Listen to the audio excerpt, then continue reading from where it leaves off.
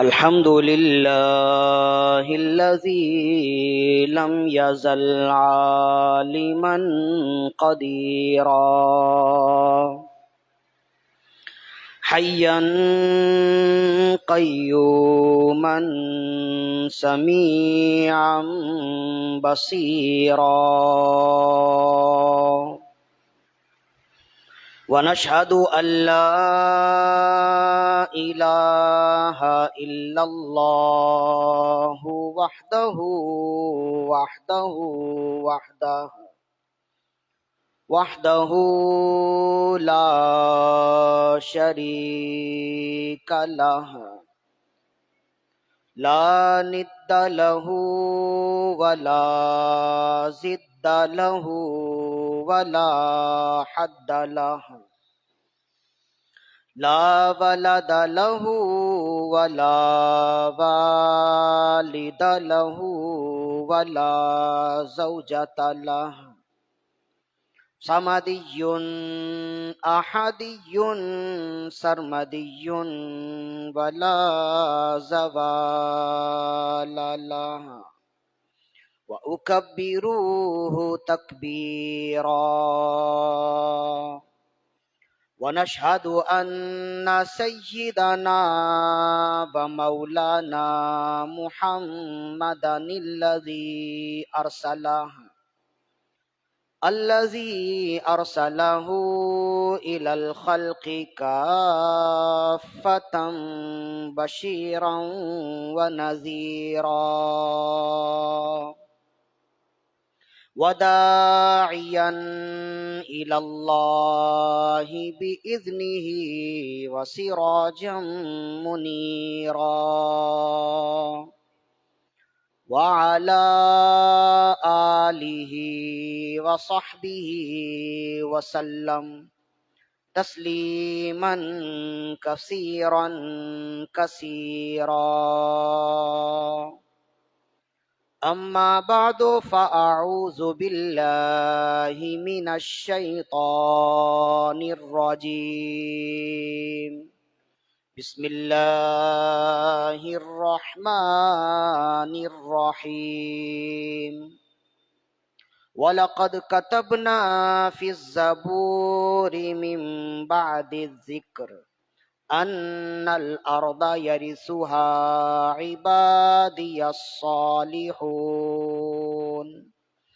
صدق الله مولانا العظيم وصدق رسوله النبي الكريم الأمين ونحن على ذلك لمن الشاهدين والشاكرين والحمد لله رب العالمين ببركة إن الله وملائكته يصلون على النبي يا أيها الذين آمنوا صلوا عليه وسلموا تسليما اللهم صل على سيدنا ومولانا محمد كلما ذكره الذاكرون وصل على محمد كلما غفل عن ذكره الغافلون فإن من جودك الدنيا وضرتها ومن علومك علم اللوح والقلم دعا إلى الله فالمستمسكون به مستمسكون بحبل غير منفصم مولاي صل وسلم دائما أبدا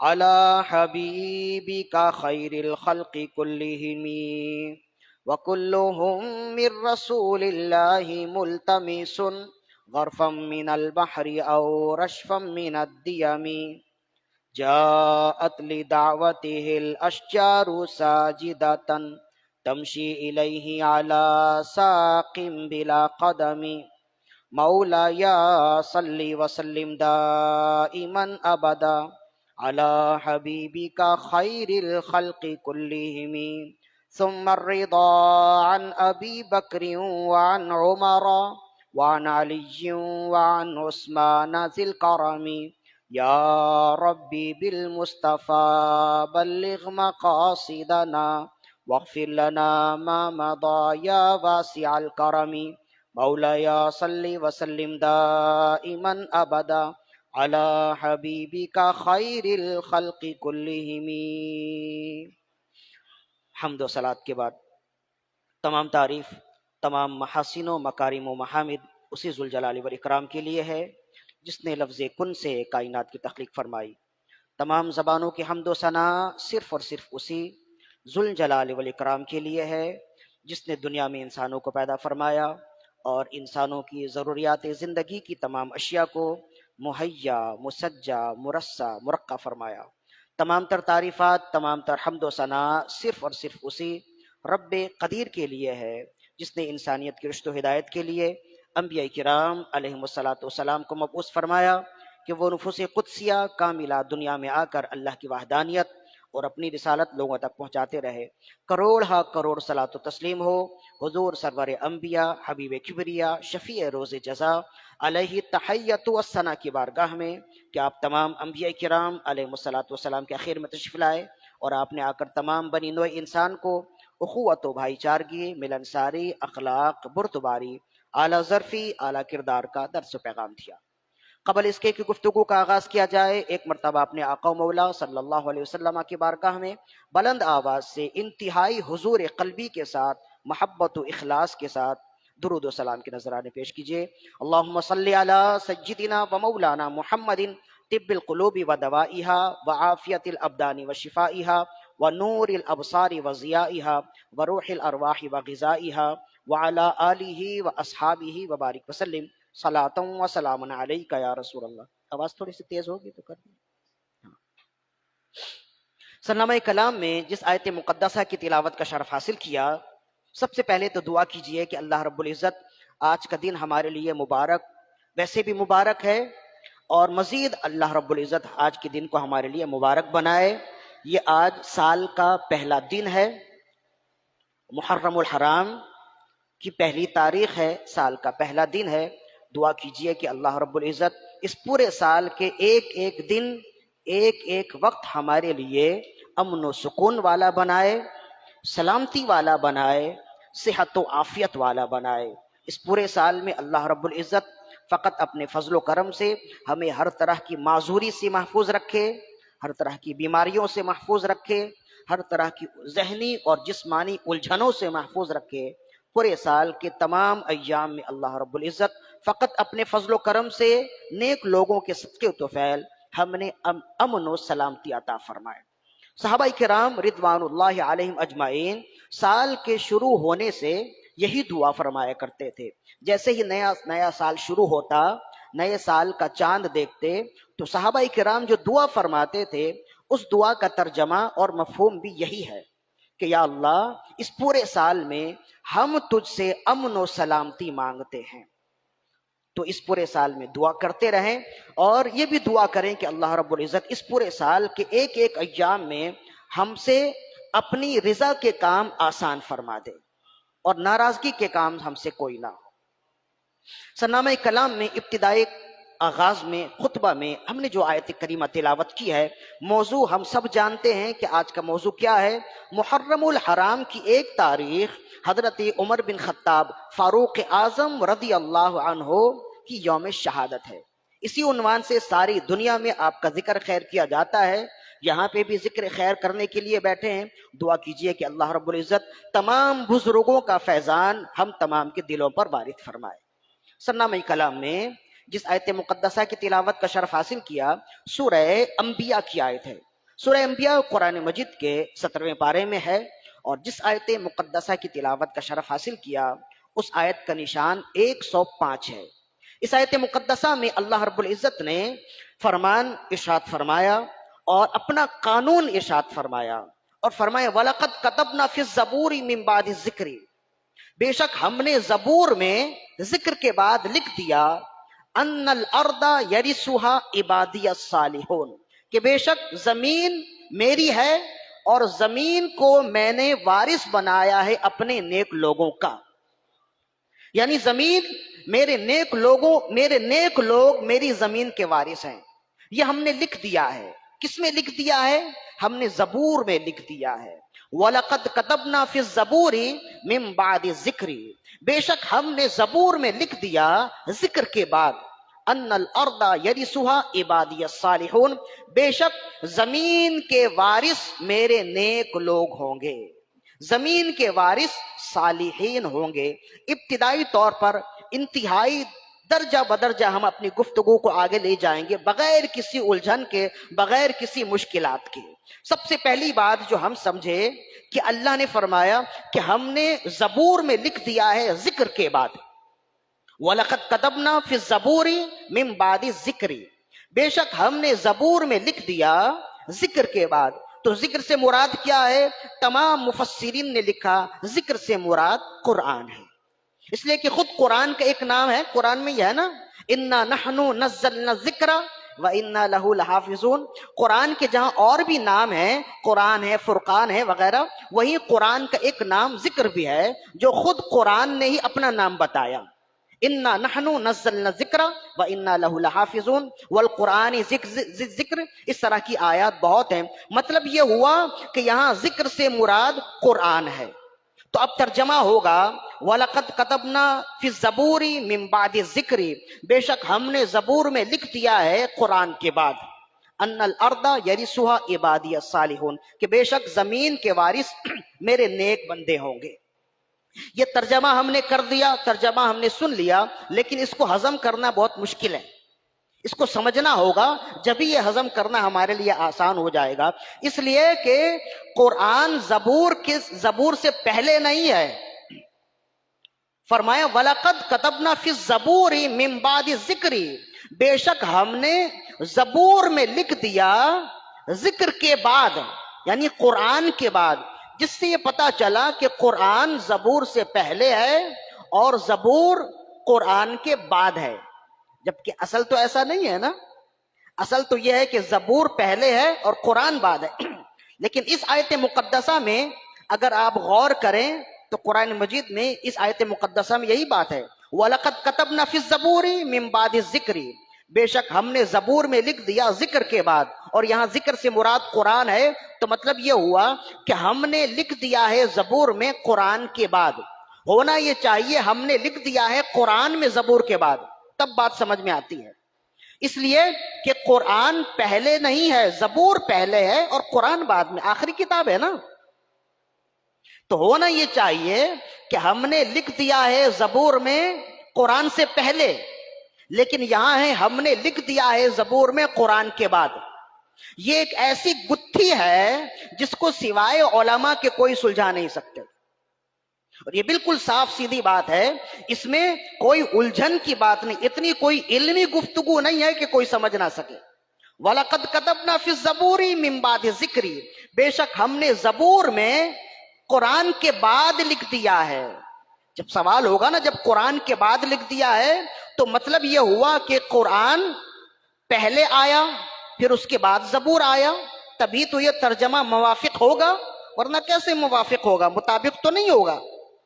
تو یہ وہ گتھی ہے جس گتھی کو سوائے علماء کے کوئی سلجھا نہیں سکتے. اسی وجہ سے ہم اکثر و بیشتر دعوت فکر دیتے ہیں اور یہ کہتے ہیں کہ اپنے آپ کو علماء کے ساتھ جوڑے رکھیں.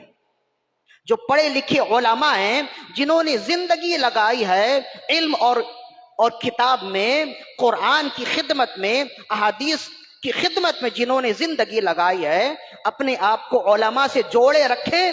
وہی علماء ان گتھیوں کو سلجھا سکتے ہیں، ورنہ یہاں بہکانے والے بہت، ورغلانے والے بہت، دوسرے راستے پر لے جانے والے بہت، گمراہ کن عقائد دل میں ڈالنے والے بہت ہیں. ہم جس زمانے میں رہتے ہیں، یہ سوشل میڈیا کا زمانہ ہے، یہ انٹرنیٹ کا زمانہ ہے، اور یہاں ہر طرح کے لوگ موجود ہیں. بعض وہ لوگ ہیں جو اصلاح کا کام کر رہے ہیں، تو بعض وہ لوگ ہیں جو فساد کا کام کر رہے ہیں، بعض وہ لوگ ہیں جو اصلاح معاشرہ کے لیے کام کر رہے ہیں، تو بعض وہ لوگ ہیں جو معاشرے میں بگاڑ کا باعث پیدا ہو رہے ہیں، بعض وہ لوگ ہیں جو اصلاح اعمال اور اصلاح عقائد کا کام کر رہے ہیں، تو بعض وہ لوگ ہیں جو اہل سنت و جماعت کے متفق علیہ عقائد کو توڑنے کی بات کر رہے ہیں، اس میں شکوک و شبہات پیدا کرنے کی بات کر رہے ہیں، یہ وہ لوگ ہیں جو آزاد خیال ہیں، یہ وہ لوگ ہیں جو دین بیزار ہیں، جنہوں نے روشن خیالی کے نام پر مسلمانوں کی ایمان کو لوٹنا شروع کر دیا ہے، مسلمانوں کے ایمان کو ختم کرنا شروع کر دیا ہے۔ انہی لوگوں میں سے ایک بہت زیادہ ان دنوں مشہور نام ہے محمد علی مرزا، انجینئر محمد علی مرزا۔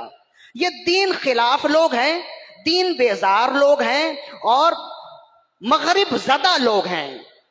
ان کا عقیدہ اور ان کا ارادہ ہی یہ ہے کہ کسی طرح مسلمانوں کے اعمال کو بھی خراب کیا جائے اور مسلمانوں کے عقائد کو بھی پراگندہ کیا جائے، اور وہ بہت تیزی سے کام کر رہے ہیں۔ اور یہ آپ اچھی طرح جانتے ہیں کہ ہدایت کے مقابلے میں گمراہی زیادہ تیزی سے پھیلتی ہے، وہ پھیلا رہے ہیں اور سوشل میڈیا میں اپنا کام کر رہے ہیں۔ تو ہم گاہے بگاہے لوگوں کو یہ تنبیہ کرتے ہیں کہ آپ کو ان لوگوں کے پیچھے چلنے کی ضرورت نہیں ہے جن کا کچھ پتہ ہی نہیں ہے کہ یہ کس مدرسے سے فارغ ہے، کس عالم کا شاگرد ہے، کبھی کچھ بتاتا ہے کبھی کچھ بتاتا ہے۔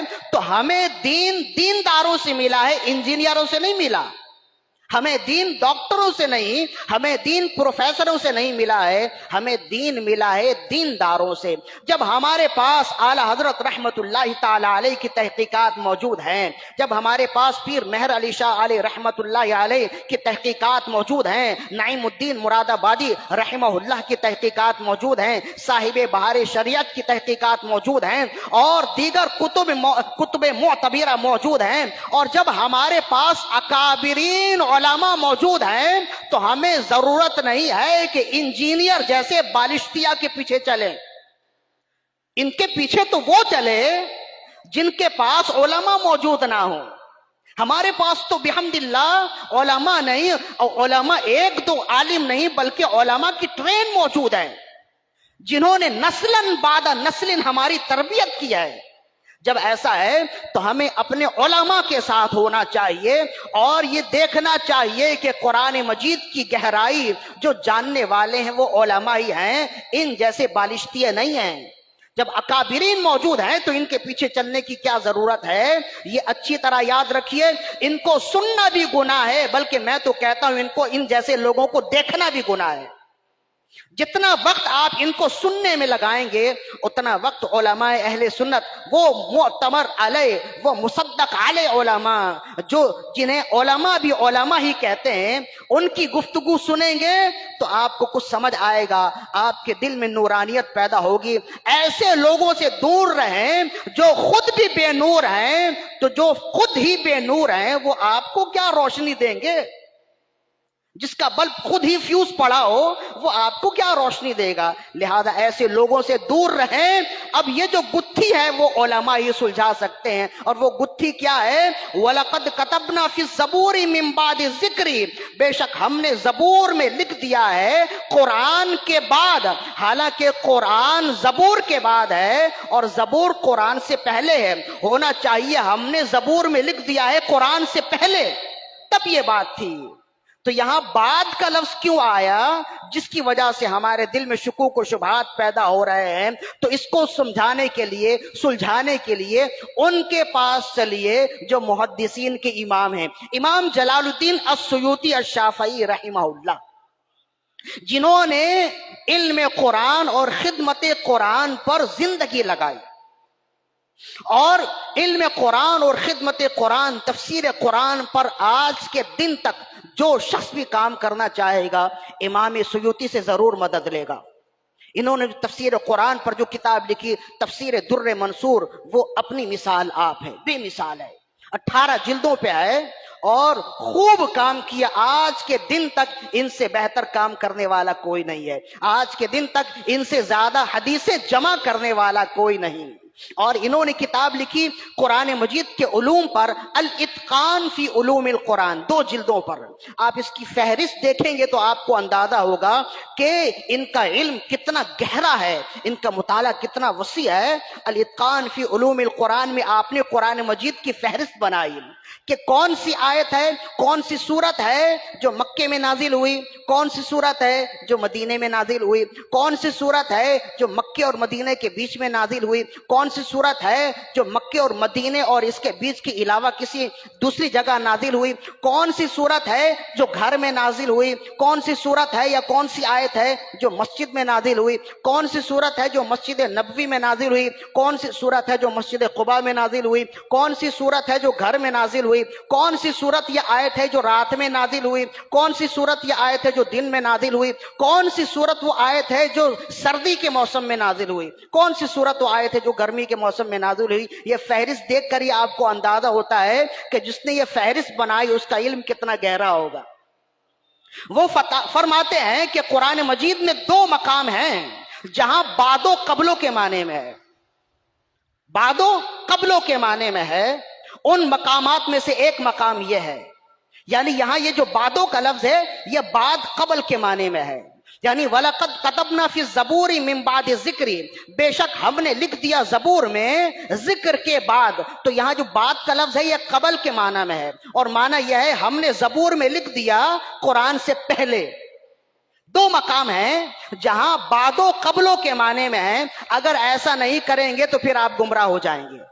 فرمائے ایک مقام تو یہ ہے یہاں بعد و قبلوں کے معنی میں ہے، اور ایک مقام وہ ہے جہاں اللہ رب العزت نے زمین و آسمان کی تخلیق کا ذکر کیا ہے۔ سورہ حامیم السجدہ، قل أئنكم لتكفرون بالذي خلق الأرض في يومين وتجعلون له أندادا ذلك رب العالمين وجعل فيها رواسي من فوقها وبارك فيها وقدر فيها أقواتها سواء للسائلين ثم استوى إلى السماء وهي دخان فقال لها وللأرض ائتها طوعا وكرها قالتا أتينا طاععين فقضاهن 7 سماوات۔ اس کا پورا ترجمہ تو اب بتانے کی ضرورت نہیں ہے، اس کا پورا خلاصہ یہ ہے کہ اس آیت مقدسہ میں اللہ نے فرمایا کہ تم اس رب کا انکار کرتے ہو جس نے زمین کو بنایا۔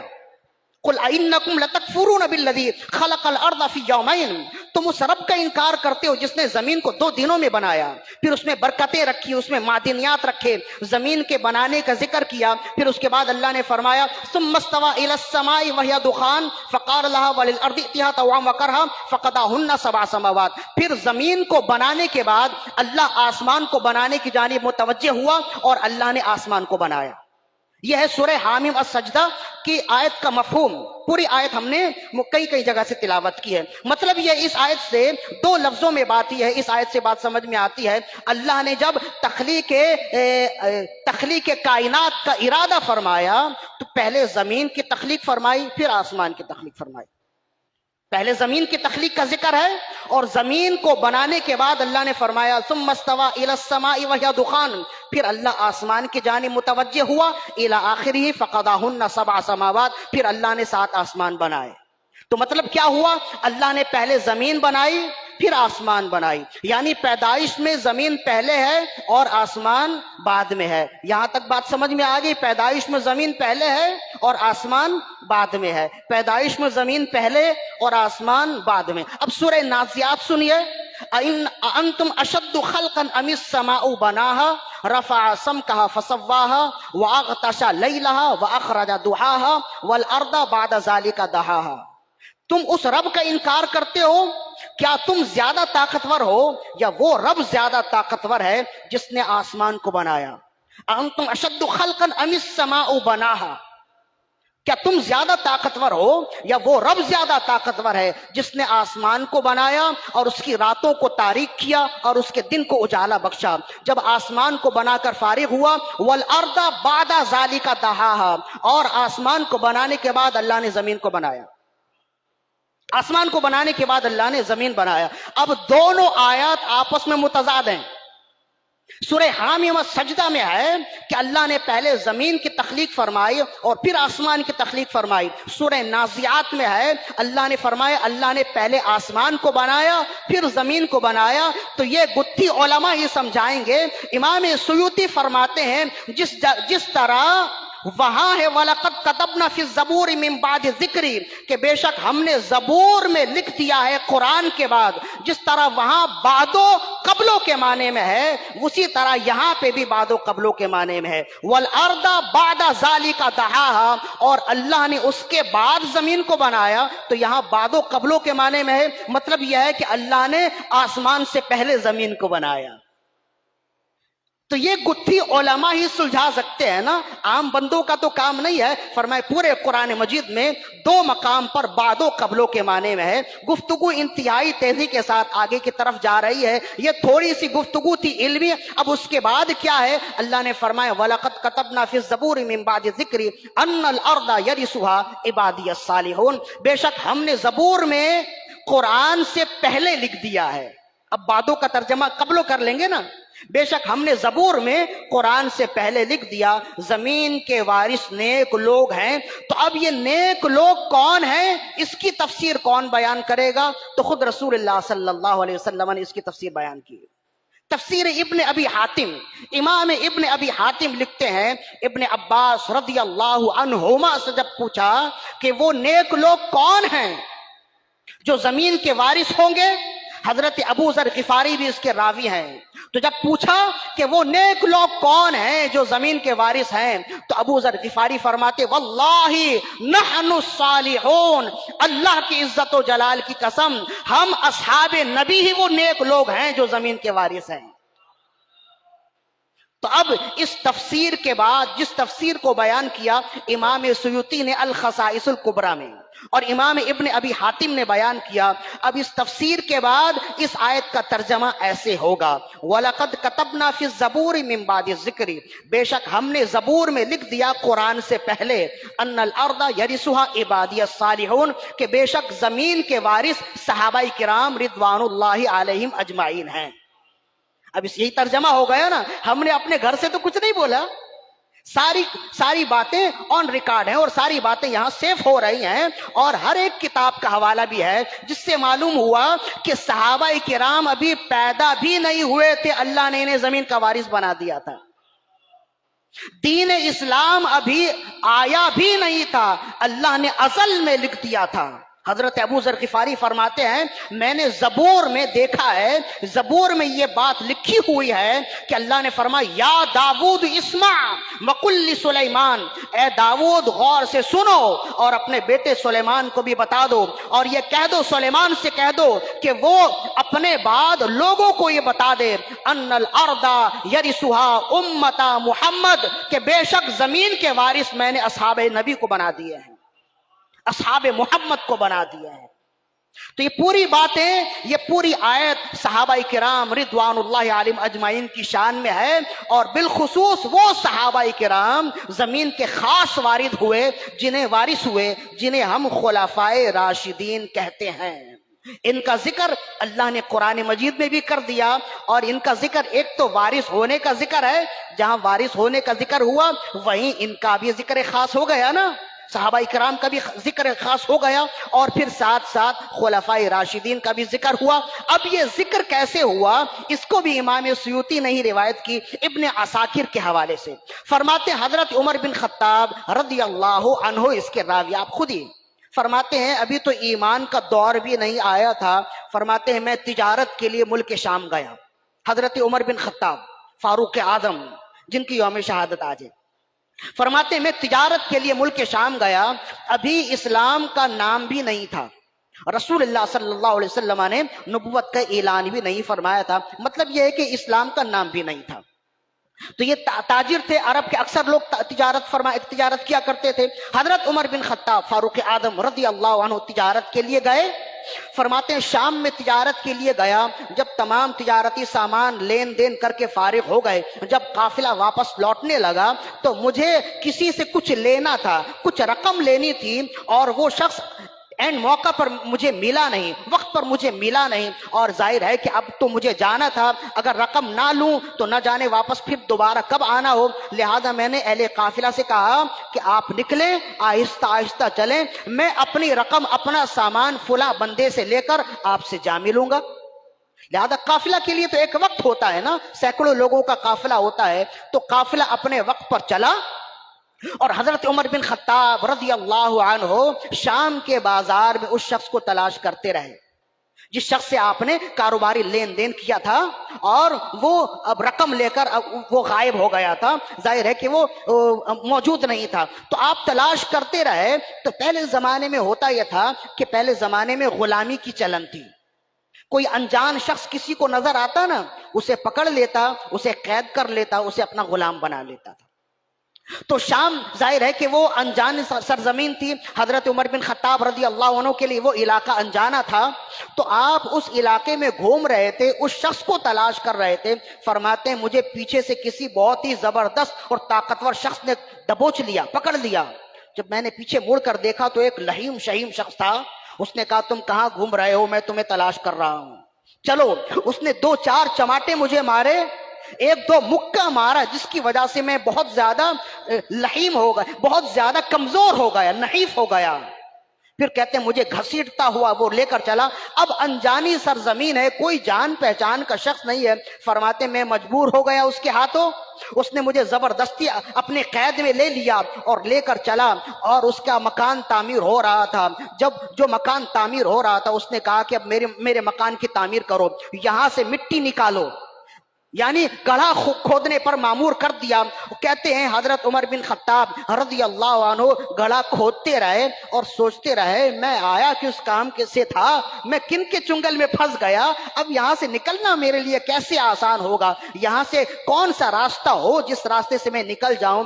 کہتے ہیں کہ شام کے وقت وہ شخص آیا اور اس نے دیکھا کہ میں نے کام کم کیا ہے تو مزید مجھے مارنے لگا۔ حضرت عمر بن خطاب فرماتے ہیں مجھے بھی غصہ آیا، اور جو پھاوڑا میرے ہاتھ میں تھا میں نے وہی اٹھا کر اس کے سر پر مارا، جس سے اس کا سر 2 آدھا ہو گیا اور وہ موقع پر ہی مر گیا۔ اب میں نے دیکھا یہ تو غریب الوطنی ہے، دوسرے کی زمین ہے، اگر کسی کو معلوم ہو گیا کہ میں غیر علاقے سے آیا ہوا ہوں اور میں نے اس شخص کو قتل کر دیا ہے تو نہ جانے میرے ساتھ کیا انجام ہو، نہ جانے میرے ساتھ کیا معاملہ ہو۔ فرماتے ہیں پھر میں بھاگا، اور فرماتے ہیں کہ مجھے معلوم نہیں میں کتنی دیر بھاگتا رہا۔ فرماتے ہیں کہ جب رات تاریک ہو گئی تو مجھے احساس ہوا کہ میں بہت دیر تک دوڑتا رہا اور انجانے راستے پر دوڑتا رہا۔ چلتے چلتے ایک بڑی سی عمارت نظر آئی، ایک کلیسا نظر آیا، ایک عبادت گاہ، یہودیوں کی عبادت گاہ نظر آئی۔ فرماتے ہیں اس کے دیوار سے ٹیک لگا کر میں بیٹھ گیا، میرے چہرے سے بھوک کے آثار ظاہر تھے، تھکاوٹ کے آثار تھے، بال گرد آلود تھے، گرد سے اٹے ہوئے تھے، یعنی چہرہ دیکھ کر ہی لگتا تھا کہ یہ شخص مصیبت زدہ ہے، ضرورت مند ہے۔ میں دیوار سے ٹیک لگائے بیٹھا تھا، آرام کر رہا تھا، ابھی آنکھ لگی تھی کہ ایک شخص میرے سر پر آ گیا۔ آہٹ سن کر جیسے میں نے آنکھیں کھولی تو میں نے دیکھا کہ ایک شخص ہے جو چہرے سے بہت ہی شریف النفس لگتا ہے، چہرے سے بہت ہی اچھا لگتا ہے۔ اس نے مجھ سے کہا تم کہاں سے آئے، کہاں جانے کا ارادہ ہے؟ تو میں نے کہا کہ میں مسافر ہوں، مصیبت زدہ ہوں، تمہارے لیے بھلا ہوگا اگر تم مجھے ایک رات کے لیے پناہ دے دو، صبح اٹھتے ہی میں اپنی راہ لے لوں گا۔ تو کہتے ہیں وہ شخص اپنے کلیسا میں مجھے لے گیا، عبادت گاہ، یہودیوں کی عبادت گاہ میں مجھے لے گیا۔ پھر مجھے معلوم ہوا کہ یہ اس عبادت گاہ یہ اس عبادت گاہ کا بہت بڑا عالم ہے، جیسے کہتے ہیں مسجد کا امام ہے، وہ اس عبادت گاہ کا بہت بڑا عالم ہے۔ اس نے میرے ساتھ بڑی خیر خواہی کی، پانی پلایا، کھانا کھلایا، یہاں تک کہ میری طبیعت بہتر ہو گئی، جو نقاہت تھی، جو کمزوری تھی وہ دور ہو گئی۔ تو وہ مجھے سر سے لے کے پاؤں تک دیکھتا رہا، اور پھر اس نے کہا کہ تم جانتے ہو میں کون ہوں؟ حضرت عمر بن خطاب فرماتے ہیں، فرمایا کہ آپ نے فرمایا میں تو جانتا نہیں کون۔ تو وہ کہنے لگا کہ میں اپنی کتاب کا بہت بڑا عالم ہوں اور اس کلیسے کا عالم ہوں، امام ہوں۔ تم کون ہو؟ آپ نے فرمایا کہ میں عرب سے ہوں، قریش سے ہوں۔ فرمایا تمہارا نام کیا ہے؟ فرمایا میرا نام عمر ہے، میرے والد کا نام خطاب ہے۔ فرمایا کہ تمہارے چہرے سے جو باتیں اور جو نشانیاں ظاہر ہو رہی ہیں، ان تمام نشانیوں کو میں نے اپنی کتاب میں پڑھ لی ہیں، پہلے پڑھ لی ہیں۔ تمہارے چہرے سے اور تمہاری جسمانی ساخت سے جو علامتیں نکل رہی ہیں، یہ علامتیں تمہارے یہاں آنے سے پہلے میں نے پڑھ لی ہیں، اور مجھ جیسے جتنے علماء ہیں جنہوں نے زبور اور تورات کی تلاوت کی ہے، وہ تمہیں اس قدر زیادہ جانتے ہیں کہ اپنی اولاد کو بھی اتنی اچھائی سے جانتے نہیں جتنی اچھائی سے تمہیں جانتے ہیں۔ تو حضرت عمر بن خطاب رضی اللہ عنہ فرمانے لگے میرا ذکر تمہاری کتاب میں موجود ہے؟ اچھا اور کیا موجود ہے؟ کہنے لگا کہ تمہارا ذکر ہماری کتاب میں موجود، تمہارے خد و خال ہماری کتابوں میں موجود ہیں، اور ہماری کتاب میں یہ بھی موجود ہے کہ تم ایک وقت آئے گا اس سرزمین کو فتح کرو گے، اور اس سرزمین پر تمہارا جھنڈا لہرائے گا، اور یہ جو عمارت ہے یہ عمارت بھی تمہارے زیر دست آئیں گے۔ میں یہ پیشن گوئی پہلے کر دیتا ہوں، تم وہ شخص ہو کہ آج تم غم زدہ ہو، آج تم مسافر ہو، ایک وقت آئے گا کہ تم اس جگہ کے مالک بن جاؤ گے۔ حضرت عمر بن خطاب رضی اللہ عنہ فرمانے لگے تم نے میرے ساتھ اتنی خیر خواہی کی ہے، اب مجھ سے مذاق کر کے اس خیر خواہی کو ختم نہ کرو۔ یہ کیا مذاق ہے؟ میں تو ابھی جان بچا کر بھاگ رہا ہوں، یہاں میرے جان پہچان کا کوئی نہیں، ایک گلاس پانی دینے والا کوئی نہیں، میرے غم کو ہلکا کرنے والا کوئی نہیں، خوش نصیبی سے تم مل گئے، اب تم نے میرے ساتھ خیر خواہی کی ہے تو اب میرے ساتھ مسخرہ پن کر رہے ہو، میرے ساتھ مذاق کر رہے ہو۔ تو وہ کہنے لگا یہ مذاق نہیں ہے، جو کتابوں کو پڑھنے والا ہے، جو زبور کو پڑھنے والا ہے، وہ جانتا ہے کہ اس جگہ کے تم مالک بنو گے۔ آپ نے فرمایا اگر تم کہتے ہو تو ہو سکتا ہے، ویسے مجھے یقین نہیں۔ اس نے کاغذ قلم آگے بڑھائے اور کہنے لگا امام سیوطی نے اس کو لکھا ہے الخصائص الکبریٰ میں، اور امام ابن عساکر نے تاریخ دمشق میں اس کو لکھا، تاریخ دمشق میں۔ فرمایا اس نے کاغذ قلم آگے بڑھا دیے اور کہنے لگا کہ آپ یہ لکھ دیں کہ میں عمر بن خطاب اس فلاں شخص کے بارے میں یہ وصیت کرتا ہوں، یہ وعدہ کرتا ہوں کہ جب میں اس زمین کو فتح کروں گا تو یہ کلیسا اسی شخص کے ہاتھ میں ہوگا، یہ میرے اختیار میں نہیں ہوگا، یہ آپ لکھ دیں۔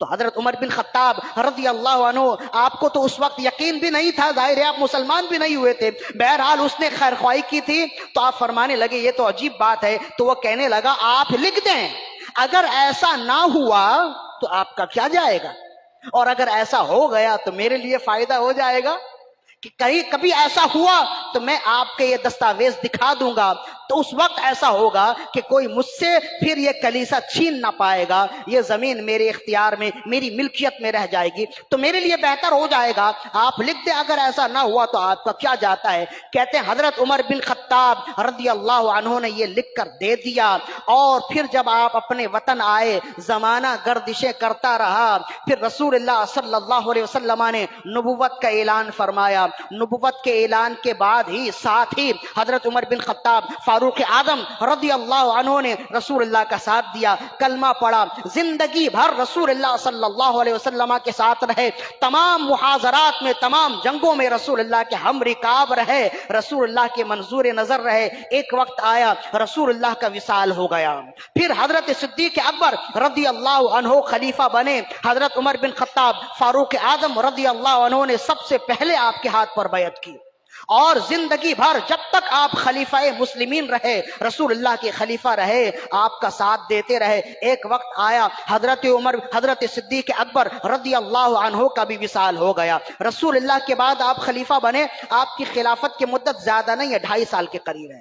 پھر جب آپ کا انتقال ہو گیا تو تمام مسلمانوں نے مجموعی طور پر فیصلہ کیا، اور شورا نے یہ فیصلہ کیا کہ اب فاروق اعظم رضی اللہ عنہ کو تختہ خلافت پر بٹھایا جائے، یعنی تمام مسلمانوں کی متفقہ رائے سے حضرت فاروق اعظم رضی اللہ عنہ خلیفہ مسلمین بن گئے۔ اور پھر جب آپ خلیفہ مسلمین بنے تو آج کے دن تک یہ بات تمام لوگ جانتے ہیں، اور اس بات پر کسی کو اختلاف نہیں ہے، جتنی ترقی اسلام کو حضرت فاروق اعظم کے دور میں ملی ہے کسی کے دور میں نہیں ملی، جتنی ترقی ہوئی، جتنی خوشحالی ہوئی حضرت فاروق اعظم رضی اللہ عنہ کے دور میں، کسی کے دور میں آپ کے بعد بھی اور آپ سے پہلے بھی کسی کے دور میں اتنی خوشحالی نہیں ہوئی۔ آپ کے دور میں فارس فتح ہوا، اور فارس کے محل میں وہ جو فارس کا جو بادشاہ تھا نا، اس کے محل میں جو قالین بچھی ہوئی تھی وہ سونے کی تھی۔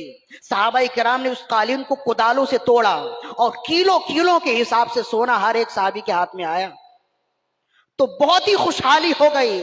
وہ غربت اور مفلسی کے دور ختم ہو گئے، فتوحات کا سلسلہ جاری رہا۔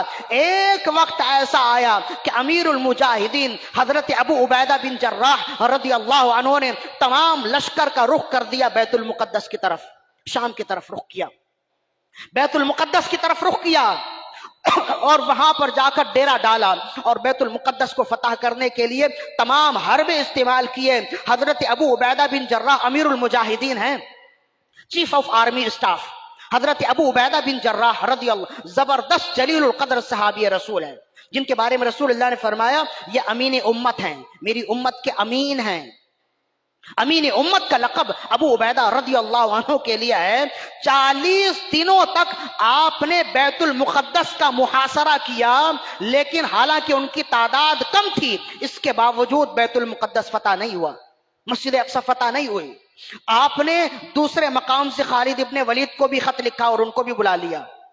اب دو ہی تو جرنیل ہیں اسلام میں، ابو عبیدہ بن جراح ہیں اور خالد بن ولید ہیں جو سر فہرست ہیں، ان کے بعد جتنے ہیں سب ان کے نیچے ہی آتے ہیں۔ دونوں اپنے اپنے لشکر میں ہیں اور ساری جنگی تدبیریں ہو رہی ہیں، لیکن وہ ہیں کہ ان کا قلعہ فتح ہونے کا نام ہی نہیں لیتا۔ جب 40 دن پورے ہو گئے تو قلعے کا سب سے بڑا جو عالم تھا، جو یہودی تھا، وہ قلعے کے اوپر کھڑا ہوا اور اس نے کہا کہ میں تمہارے امیر المجاہدین سے ملنا چاہتا ہوں، تمہارے امیر لشکر سے ملنا چاہتا ہوں، اور میں ان سے کچھ باتیں کرنا چاہتا ہوں۔ حضرت ابو عبیدہ بن جراح رضی اللہ عنہ اس سے ملنے گئے تو وہ کہنے لگا کہ دیکھو، اس زمین سے چھوڑ کے تم چلے جاؤ، یہ اللہ کی زمین ہے، انبیاء کرام کی زمین ہے، یہ ہماری وراثت ہے، اس زمین پر تم قبضہ نہیں کر سکتے۔ اگر اس زمین میں تم کچھ ایسا کام کرو گے تو اللہ رب العزت تم سے ناراض ہو جائے گا، لہذا اس زمین کو چھوڑ کے چلے جاؤ، یہ ہماری وراثت ہے۔ تو حضرت ابو عبیدہ بن جراح رضی اللہ فرمانے لگے تم کسی اور کو پڑھانا، مجھے رسول اللہ نے یوں ہی امیر المجاہدین نہیں بنا دیا، پڑھا کر بھیجا ہے۔ تم یہ کہتے ہو کہ یہ تمہاری میراث ہے، تم یہ کہتے ہو کہ تمہاری جائیداد ہے، اور ہم مسلمان کہتے ہیں یہ اسلام کی میراث ہے۔ اس کی وجہ یہ ہے کہ اسی بیت المقدس سے میرے آقا صلی اللہ علیہ وسلم معراج پر گئے تھے، اور ہم جانتے ہیں کہ یہ بیت المقدس محبت انبیاء ہے، مرکز انبیاء ہے، مدفن انبیاء ہے، مسکن انبیاء ہے۔ ہم جانتے ہیں، تم سے زیادہ ہم اس کا لحاظ رکھتے ہیں، تم سے زیادہ ہم اس کا ادب و احترام کرتے ہیں۔ تو وہ کہنے لگا جب تم اتنا جانتے ہو تو تم یہ بھی جانتے ہوگے کہ بیت المقدس اور مسجد اقصی کو ہر کوئی فتح نہیں کر سکتا، ہماری کتاب میں موجود ہے کہ کون فتح کرے گا۔ ابو عبیدہ بن جراح رضی اللہ عنہ فرمانے لگے کون فتح کرے گا، بتاؤ وہ کون ہے؟ تو وہ کہنے لگا میں یہ تو نہیں بتاؤں گا کہ وہ کون ہے، لیکن اتنا بتاؤں گا کہ تم وہ نہیں ہو، تم نہیں ہو، اگر کوئی اور ہے تو اسے سامنے لاؤ۔ حضرت خالد ابن ولید آئے، ان کو بھی دیکھا، فرمایا یہ بھی نہیں ہے، لہذا تم خیریت کے ساتھ واپس چلے جاؤ، اس میں تمہارے لیے بھی بھلا ہے، ہمارے لیے بھی بھلا ہے۔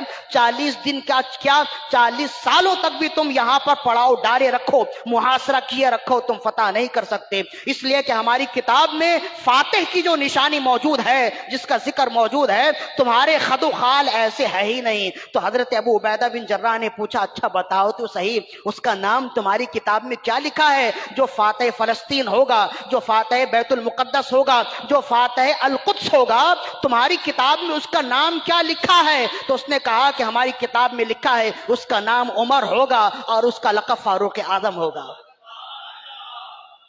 حضرت ابو عبیدہ بن جراح رضی اللہ عنہ نے جب یہ نام سنا، آپ فرمانے لگے وَعِزَّتُ بِاللَّهِ، اللہ کی عزت و جلال کی قسم، فتحنا البلد، ہم نے اس زمین کو فتح کر لیا۔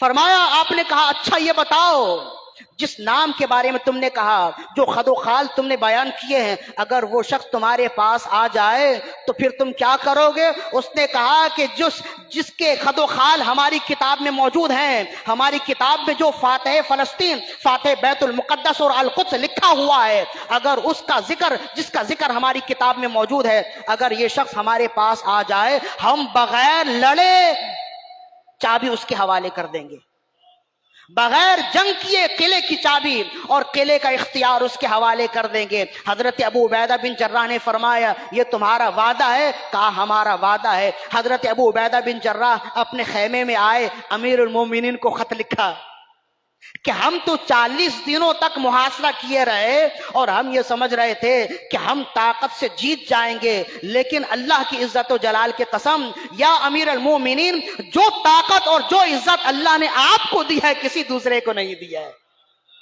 یہاں ہم قوت لگا کر تھک گئے، اور وہ کہتے ہیں کہ وہ اگر آ جائیں تو ہم ان کے ہاتھ پر چابی دے دیں گے۔ امیر المومنین آپ جلد تشریف لے آئے تاکہ یہاں کا معاملہ جلدی نمٹا دیا جائے، تاکہ ہم یہاں سے پھر دوسری سرزمین کی جانب کوچ کریں، اسے فتح کریں۔ امیر المومنین کی بارگاہ میں خط آیا، آپ نے اسے چوما۔ امام واقدی نے فتح الشام میں اس کو لکھا ہے، فتح الشام میں آپ نے اس کو چوما اور چومنے کے بعد پڑھا، مولا علی رضی اللہ عنہ سے مشورہ کیا۔ مولا علی رضی اللہ عنہ فرمایا کہ بے شک ایسا ہی ہے، جو پرانی کتابوں کے عالم ہیں وہ جانتے ہیں کہ القدس کو آپ ہی فتح کریں گے، لہذا جب ایسا ہے تو آپ کو جانا چاہیے۔ پھر حضرت امیر المومنین نکلے، راستے میں بہت سے واقعات ہوئے، آگے ہم بیان کریں گے۔ جب امیر المومنین وہاں پہنچے تو وہ یہ سمجھ رہے تھے کہ مسلمانوں کے امیر المومنین، جن کی دھاک، جن کا نام مشرق سے مغرب تک گونجتا ہے، جن کے نام سے لوگ ہیبت زدہ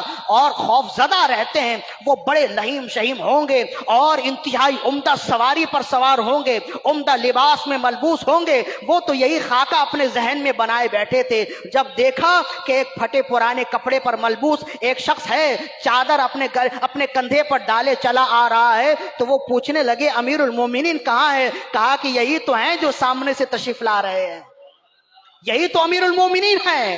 آئے اور آ کر سب سے پہلے فرمانے لگے مجھے اپنے بھائی سے ملنا ہے۔ تو لوگ کہنے لگے کہ آپ کا بھائی یہاں کہاں؟ فرمائے وہ ابو عبیدہ کہاں ہے، میں ان سے ملنا چاہتا ہوں۔ امیر المومنین سال گزر گئے تھے ابو عبیدہ سے ملاقات کو۔ ایک وقت تھا کہ ساتھی رسول اللہ کی مجلس میں بیٹھا کرتے تھے، ان سے ملے، بغل گیر ہوئے اور پھر اس کے پاس چلے، قلعے کے اس شخص کے پاس، اس عالم کے پاس چلے جو قلعے کا عالم تھا، جس نے دعویٰ کیا تھا۔ امیر المومنین اس کے پاس پہنچے، مکالمہ کچھ بھی نہیں ہوا۔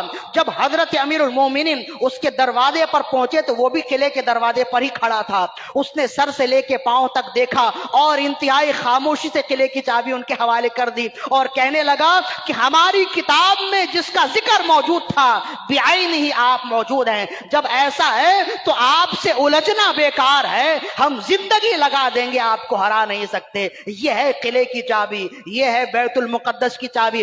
بیت المقدس فتح ہو گیا، ملک شام فتح ہو گیا۔ گھومتے گھومتے جب آپ ایک کلیسا پر پہنچے تو آپ نے فرمایا اس کلیسے کو ہٹا کر اسے مسجد بنا دیا جائے۔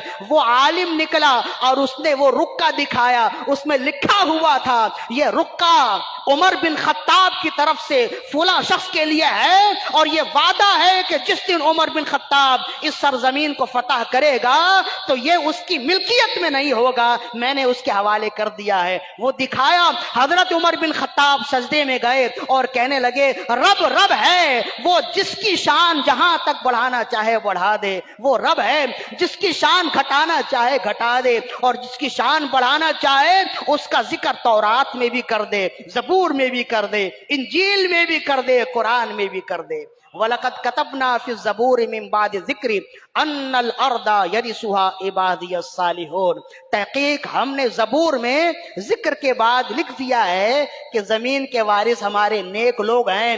تو جو زبور کو پڑھنے والے تھے وہ پہچان گئے کہ زمین کے وارث کون ہے، اور جو زبور کو پڑھنے والے نہیں تھے وہ پہچان نہ سکے۔ تو حضرت عمر بن خطاب رضی اللہ عنہ کی شان کئی جہت سے ہے، انہی جہتوں میں ایک جہت یہ ہے کہ آپ وارث زمین ہیں، آپ وارث زمین ہیں، زمین کے وارث ہیں. ایک جہت ہے، بلکہ ہمارا عقیدہ صرف یہی نہیں کہ آپ وارث زمین ہیں، ہمارا عقیدہ یہ ہے آپ وارث زمین بھی ہیں، وارث جنت بھی ہیں. یہ ہمارا عقیدہ ہے. اور ہمارا عقیدہ کیوں نہ ہو، جو شخص آج ہی جنت میں موجود ہے پھر وہ وارث جنت نہ ہو تو پھر کون ہوگا؟ سارے مسلمان مر کے بعد میں جنت میں جائیں گے. شیخین کی یہ کرامت ہے اور ان کی شان یہ ہے کہ وہ آج بھی جنت میں موجود ہیں. یہ جو گنبد خضرا ہے نا، اس کے بارے میں رسول اللہ نے فرمایا روضۃ من ریاض الجنہ. یہ جو گنبد خضرا ہے یہ جنت کے باغوں میں سے ایک باغ ہے. تو آج رسول اللہ صلی اللہ علیہ وسلم جنت میں موجود، اور آپ کے جو شیخین ہیں سعدین کا قران ہے پہلو ماہ میں، جھرمٹ کیے ہیں تارے تجلی قمر کی ہے. محبوب رب عرش ہے اس سبز قبہ میں، پہلو میں جلوہ گاہ عتیق و عمر کی ہے. جس طرح یہ ہے نا اسی طرح اٹھائے جائیں گے. تو ان کا جنتی ہونا اس وجہ سے ہے، اس پر تو کلام ہی نہیں کہ یہ جنتی ہیں، اس لیے کہ آج ہی یہ جنت میں موجود ہیں. ہم تو بعد میں جنت میں جائیں گے، یہ آج ہی موجود ہیں. اور پھر صاحب ریاض النظرہ نے لکھا کہ کیا شان ہے شیخین کی، یعنی حضرت عمر بن خطاب اور حضرت صدیق اکبر رضی اللہ عنہ کی جو شان ہے، قیامت تک، شروع زمانے سے لے کے قیامت تک کسی دوسرے کی یہ شان نہیں ہے. فرمائے صاحب ریاض النظرہ فرماتے ہیں کہ ان کی شان یہ ہے کہ قرب قیامت کے دن جب یہ اٹھیں گے تو ان کے دائیں بائیں دو انبیاء موجود ہوں گے. ایک طرف رسول اللہ محمد رسول اللہ موجود ہوں گے اور دوسری جانب حضرت عیسیٰ روح اللہ موجود ہوں گے. اس لیے کہ رسول اللہ نے فرمایا میرے لحد پر گنبد خضرا کے اندر ایک قبر کی جگہ ہے، اور فرمائے یہ جگہ حضرت عیسیٰ علی نبینا علیہ الصلوۃ والسلام کے لیے ہے.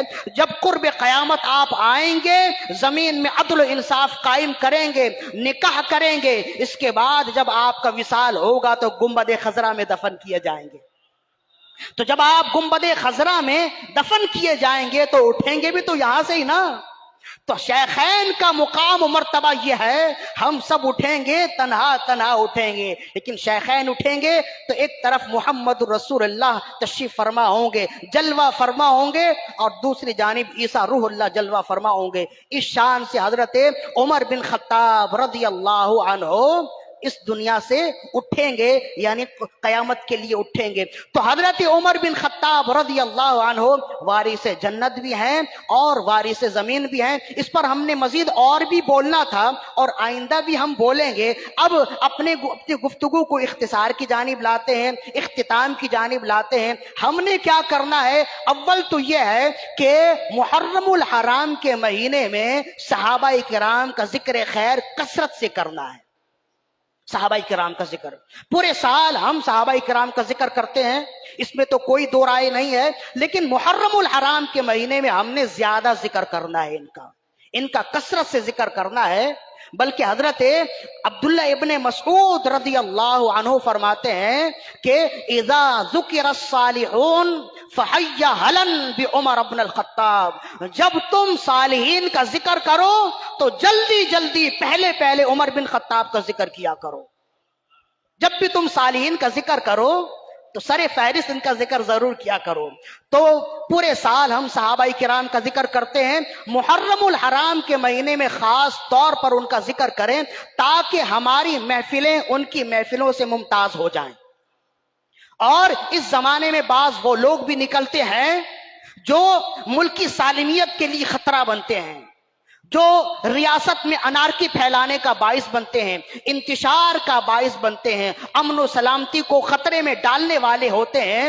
وہ اپنے عمل سے بسا اوقات آگ لگا دیتے اور بعض اوقات ایسے جملے کہتے جس سے معاشرے میں آگ لگ جاتی ہے. جو خوش عقیدہ لوگ ہیں وہ بپھر جاتے ہیں. ظاہر ہے کہ جب ہمارے سامنے صحابہ کرام کا ذکر اس انداز میں نہیں کیا جائے گا تو ہماری ناراضگی بجا ہے. ظاہر ہے کہ جب ہمارے سامنے صحابہ کرام پر انگشت نمائی کی جائے گی، انہیں سب و شتم کا نشانہ بنایا جائے گا، ان کی شان میں گستاخانہ کلمات اور اشارے بازیاں کی جائیں گی، تو کون خاموش رہ سکتا ہے؟ ایسا ماضی میں بھی ہوا، لہذا اس سے پہلے کہ وہ کریں، اس سے پہلے ہی ہمیں چاہیے کہ اپنا ماحول درست کر لیں اور صحابہ کرام کا ذکر خیر کرتے رہیں، تاکہ انہیں معلوم ہو جائے کہ وہ اگر کرنا چاہتے ہیں تو ایک بار یہ دیکھ لے کہ ہم بھی سوئے ہوئے نہیں ہیں، ہم بھی جاگے ہوئے ہیں، تاکہ 100 بار صحابہ کرام کے بارے میں انگشت نمائی کرنے سے پہلے، سب و شتم کرنے سے پہلے 100 بار وہ سوچے کہ ہم بھی جاگے ہوئے ہیں۔ لہذا جب ایسا ہے، محرم الحرام کے مہینے میں بعض برساتی منڈک نکلتے اور ممبر و محراب کو پراگندہ کرتے ہیں۔ جو وارثین ممبر و محراب نہیں ہیں، وہ ممبر و محراب کو گندا کرتے اپنے عمل سے، اپنی گفتگو سے۔ وہ جو صحابہ کرام کی بے ادبی کرنے والے ہیں، وہ ممبر و محراب میں آتے اور یوں سمجھ لیجئے کہ ہماری بدقسمتی ہے کہ سارا میڈیا انہی کو فالو کرتا، انہیں ترویج دیتا ہے، ان کی اشاعت کرتا ہے۔ ایسے حال میں جب صحابہ کرام کا ذکر وہ پھر کر کرتے ہیں، تو ہمیں بھی چاہیے کہ جان کر صحابہ کرام کا ذکر اس مہینے میں خاص طور پر کریں۔ پورے سال میں کرتے ہیں، اس مہینے میں خاص طور پر کریں، اس لیے کہ اس مہینے میں اعتراض کرنے والے جب زوروں پر ہیں تو ان کا ذکر کرنے والوں کو لازم ہے وہ بھی زوروں پر ہو جائیں۔ صحابہ کرام کا ذکر ہر زمانے میں کیا جائے، باعث خیر و برکت ہے، لیکن جب ان پر انکار کرنے والے لوگ موجود ہیں تو ماہ محرم الحرام کے شروع کے عشرے میں اگر صحابہ کرام بالخصوص عمر بن خطاب کا ذکر کیا جائے گا تو زیادہ خیر و برکتوں کا سبب ہوگا، زیادہ اسے ثواب ملے گا۔ اسے سمجھنے کے لیے بس 2 جملوں میں سمجھ لیجئے۔ اعلی حضرت رحمت اللہ علیہ سے کسی نے پوچھا کہ ہم بعض اوقات 2-4 افراد ایک جگہ بیٹھتے ہیں، تو جب کھانا کھانے کے لیے بیٹھتے ہیں تو روٹی کے 4 ٹکڑے کر لیتے ہیں، اور نسبت ہوتی ہے 4 یار کی طرف کہ ہم نے روٹی کے 4 ٹکڑے کر لیے، ہم 4 یار کو ماننے والے ہیں، ہم اس طرح کر کے کھاتے ہیں، کیا ہمیں ثواب ملے گا؟ آپ نے فرمایا کہ ثواب تو نہیں ملے گا، لیکن اگر کوئی شخص ایسے لوگوں کی محفل میں بیٹھا ہو جہاں 4 یار کے مخالف ہوں، جہاں صحابہ کرام کے مخالف ہوں، وہاں چاہیے کہ جان کے روٹی کے 4 ٹکڑے کرے۔ جب وہ اس مقام پر روٹی کے 4 ٹکڑے کرے گا تو اسے ثواب بھی ملے گا، صحابہ کرام سے نورانی فیض بھی ملے گا۔ سمجھ گئے؟ یعنی محرم الحرام میں ہم پھر کر کیوں صحابہ کرام کا ذکر کرتے؟ اس وجہ سے ان کا ذکر زیادہ کرتے ہیں کہ اس مہینے میں صحابہ کرام کی شان میں گستاخی کرنے والے زیادہ ہو گئے، تو ہمیں چاہیے کہ ہم بھی مستعد ہو جائیں، اپنے آپ کو تیار کر لیں اور صحابہ کرام کا ذکر خیر کرتے رہیں۔ رب ذوالجلال سے دعا ہے کہ ہماری آج کی حاضری اپنی بارگاہ میں قبول و مقبول فرمائے۔ اقول قولی ھذا استغفر اللہ لی ولکم ولسائر المسلمین والمسلمات والمؤمنین والمؤمنات الاحیاء منهم والاموات انک سمیع قریب مجیب الدعوات برحمتک یا ارحم الراحمین وما علینا الا البلاغ۔